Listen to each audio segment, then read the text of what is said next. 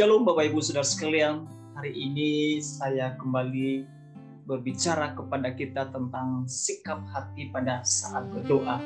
Dan ini pertemuan kelima di materi tentang bagaimana sikap hati kita ketika kita datang berdoa kepada Bapa. Baik kita lihat dan kita pelajari bersama apa yang dikatakan, yang diajarkan oleh Alkitab kepada kita tentang sikap hati ketika kita berjumpa menghampiri Tuhan Bapa kita, yaitu Raja di atas segala raja.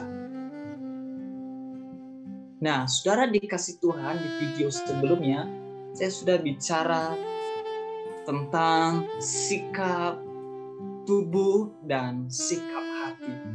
Dan kita percaya bahwa hati kita ini adalah pusat dari kehidupan kita atau pusat kehidupan manusia. Kenapa bisa begitu? Karena ketika Tuhan menciptakan manusia, ya, ketika Allah menciptakan manusia, Allah memberikan 3 komponen yang penting dalam kehidupan manusia, yaitu ada pikiran, kemudian ada kehendak, dan ada roh. Dan di dalam kehidupan manusia itu Tuhan juga memberikan hati dan memberikan jiwa dalam kehidupan itu. Jadi saudara dikasih Tuhan, hati kita ini kalau bersih, kalau damai, kalau indah, saya percaya ya wajah kita juga, kehidupan kita juga akan indah kelihatannya. Karena kenapa? Di dalam Amsal berkata, ya, jagalah hatimu dari segala kewaspadaan, karena dari situ terpancar. Apa yang terpancar? Kehidupan. Nah, kehidupan yang dimaksud di sini adalah kehidupan rohani, kehidupan spiritual, bahkan kehidupan kita di bumi ini. Nah, kita percaya kalau hati kita damai, hati kita bersih, saya yakin dan percaya kehidupan kita juga akan terpelihara, ya, dan diberkati oleh Tuhan. Oleh sebab itu kita jaga hati kita, ya, dengan apa? Dengan membangun hubungan, ya, membangun mesbah doa kepada Tuhan kita Yesus Kristus. Lalu bagaimana sikap hati kita? Ya, bagaimana bentuk hati kita ketika kita ini ya kita pelajari. Nah, saudara dikasih Tuhan, kita percaya, kita aminin, kita yakini, kita akui dengan iman kita, dengan mulut kita, bahwa doa itu adalah bagian dari iman kita kepada siapa? Kepada Bapa. Jadi kalau kita beriman, percaya, dan menerima Tuhan sebagai Raja, sebagai Bapa atas kehidupan kita, maka kita akan memiliki iman, ya, memiliki pengharapan dalam hidup kita kepada siapa? Kepada Bapa kita, yaitu Tuhan kita. Ya, jadi itu saudara dikasih Tuhan. Jadi doa itu adalah bagian dari iman kita. Jadi kalau kita katakan saya beriman, saya percaya kepada Bapa, percaya kepada Yesus, ya, apa buktinya? Apa tandanya? Nah, salah satunya adalah kita membangun hubungan, membangun relasi kepada siapa? Kepada Bapa kita, Sang Pencipta kita. Jangan kita berkata aku percaya Yesus, aku percaya Tuhan, aku percaya Bapa, tapi kita tidak pernah berkomunikasi, ya, berbicara kepada Dia. Kita tidak pernah ngobrol kepada Dia, ya. Sebab itu saudara dikasih Tuhan, saya ajak kita bahwa setiap orang percaya, setiap orang yang sudah menerima Tuhan dan juru selamat Yesus dalam hidupnya, maka ia membangun hubungan, ia berdoa, ia dekat, ia rindu sekali dekat dengan Bapa, dekat dengan Allahnya, ya. Ada satu lagu berkata, hanya dekat Allah saja aku tenang. Dan itu ciri-ciri orang yang beriman kepada Dia. Itu adalah ciri atau itu gaya hidup anak-anak Allah, anak-anak Tuhan, ya, yang menyadari bahwa hanya dekat Allah saja, hanya di dalam doa, hanya di dalam mesbah kita dekat dengan Allah kita, ya, dekat dengan Bapa kita. Karena Tuhan itu bisa dijangkau hanya dengan apa? Dengan doa kita, ya. Dengan doa Allah bisa dijangkau, ya. Dengan doa kita bisa memahami Dia dalam kehidupan kita. Dan doa itu adalah bukti kita sebagai anak. Nah, saudara dikasih Tuhan, kita ini adalah anak, ya. Kita adalah anak. Saya dan saudara anak. Nah, kalau kita anak, lalu apa buktinya? Nah, jangan kita berkata saya anak Allah, saya adalah ciptaan Allah, tapi kita tidak pernah bangun hubungan dengan Dia. Kita tidak pernah mengenal Dia.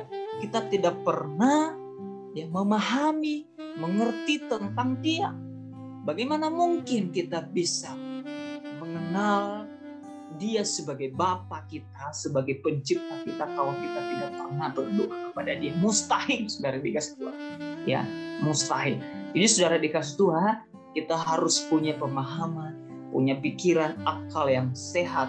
Kita bisa, ya, berjumpa, bertemu, memahami Tuhan dalam hidup kita ketika kita bangun hubungan yang baik dengan Dia. Dan itu adalah bukti, ya, tandanya kalau saya dan saudara adalah anak Allah. Kita apa? Berdoa kepada Dia. Kemudian doa itu juga adalah ketaatan kepada Bapa. Jadi saudara dikasih Tuhan, penting sekali bagi setiap hidup kita, penting sekali bagi setiap jiwa kita untuk memiliki ketaatan kepada Bapa. Lewat apa? Lewat doa kita, lewat penyembahan kita, lewat ucapan syukur kita, ya, lewat gaya hidup kita. Taat kepada Bapa lewat doa, taat kepada Bapa lewat mesbah, taat kepada Bapa lewat, ya, ucapan syukur kita kepada Dia. Jadi saudara dikasih Tuhan, sangat simpel sekali, sangat gampang sekali kita tebak, kita temukan kalau kita ini adalah anak. Anak itu taat kepada Bapa. Amin. Anak itu taat kepada Bapa. Ya, dia datang, dia berdoa, dia memohon, dia merindukan Bapa ada terus dalam kehidupannya. Ya, dia rindu dan dia memiliki kehausan dalam hidupnya, sehingga apa? Dia dan Bapa itu terus bersatu, terus bersama, ya, terus bergandengan tangan, terus melekat, ya. Dan itu yang menjadi bagian gaya hidup kita sebagai anak-anak Tuhan. Betapa pentingnya kita terus berdoa kepada siapa? Kepada Bapa kita. Nah, bagaimana sikap hati yang diajarkan kalau kita bisa berdoa? Nah, ini yang kelima yang saya bahas kepada kita hari ini, saudara-saudara. Bagaimana sikap hati kita ini, ya? Sikap hati. Tuhan tidak pernah melihat penampilan kita, ya. Apabila kalau kita datang berdoa, memakai baju baru, memakai celana baru, memakai jas, memakai perhiasan dan lain sebagainya, tidak masalah. Kita pakai apa? Ya, tidak masalah. Saya mengatakan kepada kita bahwa Tuhan itu tidak pernah dibatasi oleh apapun, ya, oleh ruang, oleh tempat, waktu.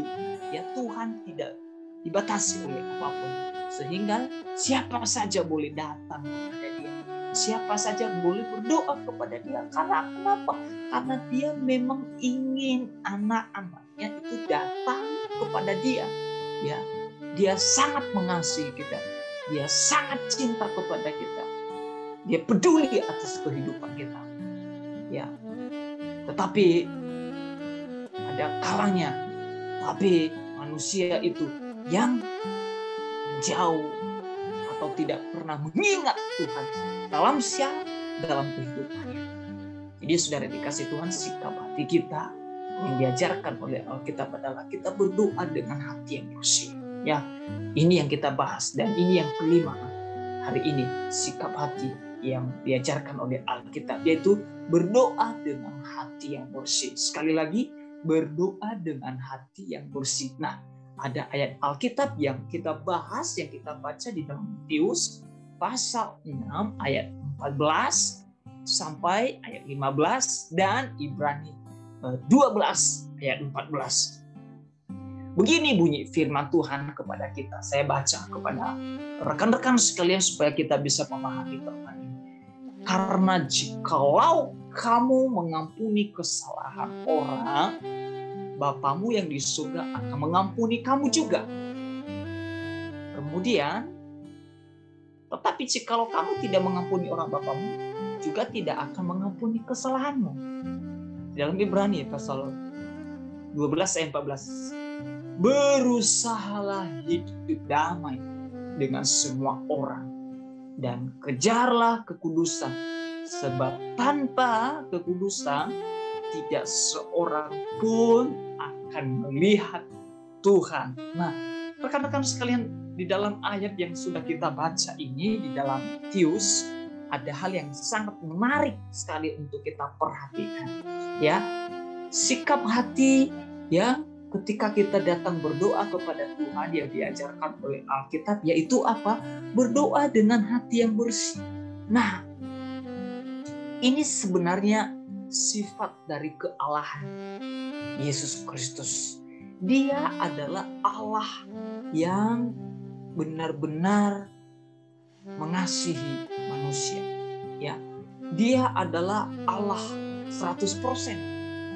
Ya. Jadi ketika orang datang kepada Dia, harus hatinya bersih. Nah, ini yang saya jelaskan kepada kita hari ini. Apa sih yang disebut dengan hati yang bersih? Nah, hati yang bersih adalah hati yang tidak dinodai. Ya, tidak dinodai ataupun tidak dikotori oleh hal-hal dunia atau oleh dosa-dosa tertentu. Karena kenapa? Karena ketika orang berdoa kepada Tuhan, Tuhan tidak mau kita membawa kepada Dia ya hati yang kotor, ya hati yang penuh dengan sampah-sampah, kenajisan-kenajisan. Tuhan tidak akan terima, Tuhan tidak akan lihat hati yang seperti itu dikotori oleh berbagai ya kotoran. Nah, yang disebut di sini adalah dosa. Nah, jadi saudara dikasih Tuhan, sikap hati harus bersih. Ya, bersih dari apa? Bersih dari dosa. Bersih dari perbuatan-perbuatan yang tidak baik, tidak benar. Ya. Kalau kita punya dosa ataupun punya kesalahan, baik itu kepada teman, saudara, pada keluarga, pada siapapun, bahkan kepada Tuhan, kita bereskan. Ya, bereskan dulu hati kita ini. Bersihkan dulu, sucikan dulu hati kita supaya apa? Supaya kita datang kepada Tuhan dengan hati yang memang benar-benar bersih, ya, bersih, suci, ya. Karena Tuhan kita adalah Tuhan yang kudus, Allah yang suci. Masa Dia adalah Allah yang kudus, lalu kita manusia yang berdosa, kita datang, kita membawa dosa perbuatan kita, ya. Memang manusia adalah manusia yang berdosa. Saya dan saudara adalah manusia berdosa, dan itu sudah dikatakan oleh Alkitab bahwa semua manusia di muka bumi ini berdosa dan telah kehilangan kemuliaan Allah. Tapi karena kasih karunia-Nya kepada kita disucikan, kita dibersihkan, kita diampuni. Oleh sebab itu kalau kita punya kesalahan kepada orang lain, maka kita harus ya meminta maaf atau mengampuni orang yang bersalah kepada kita terlebih dahulu, sehingga hati kita hati yang memiliki damai sejahtera, Dan ketika kita datang berdoa kepada Tuhan, sangat-sangat luar biasa. Hati kita lega, hati kita aman, hati kita tenteram, hati kita bersih.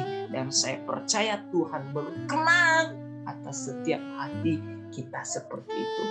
Nah, saudara dikasih Tuhan, apabila kita datang kepada Bapa, ya, dengarkan baik. Apabila kita datang kepada Bapa berdoa, maka hati kita perlu dibereskan terlebih dahulu. Ini dia, ya, bereskan terlebih dahulu, ya.